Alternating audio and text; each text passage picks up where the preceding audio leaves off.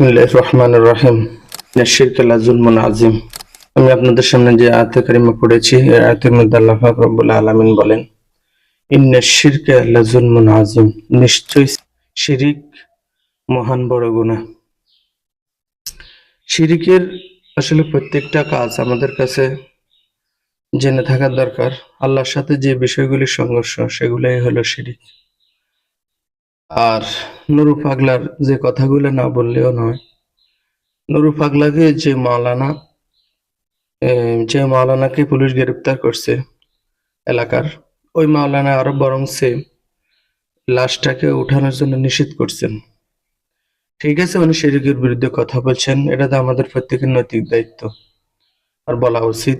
এটা শুধু আলেমরা বলবে তা নয়, যারা অন্তত বিন্দু পরিমাণ ঈমান আছে, আল্লাহর প্রতি ঈমান নিয়ে আসছে, তারা সকলেরই এ দাবি, তারা অবশ্যই এটা বলতে হবে।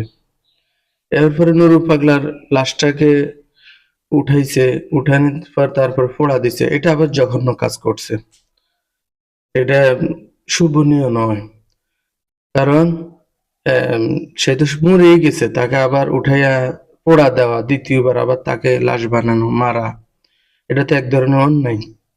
যেমন আমরা জেনেছি সাইদি সাহেব রহিমাহুল্লাহ, উনি যখন মারা গেছেন, একদল কিছু লোক বলে নাকি তাকে কবর থেকে উঠে আবার একটু দেখবে, অথবা তাকে আবার রক কেটে দিবে, বা এই ধরনের সিদ্ধান্ত নিয়েছে। কিন্তু আলেমরা সেখানে একমত হয়েছেন যে উনি একবার তো মারাই গেছে, আবার কবর থেকে উঠে তাকে মারা, এটা ঠিক নয়। তার মৃত্যু অবস্থায় অন্তত তাকে শান্তি দেওয়া, যেহেতু সে অপরাধ করে গেছে, কিন্তু এলাকার লোকজনের এটা উচিত হয়নি যে তার লাশটাকে পোড়া দেওয়া। কিন্তু সেই যে কাজগুলি করে গেছে, যারা ওই কাজে সাব্যস্ত করছে, ওই কাজটাকে আরো সামনে আগায় এনেছে, তাদের বিরুদ্ধে লড়াই করা আমাদের একদম উচিত ছিল।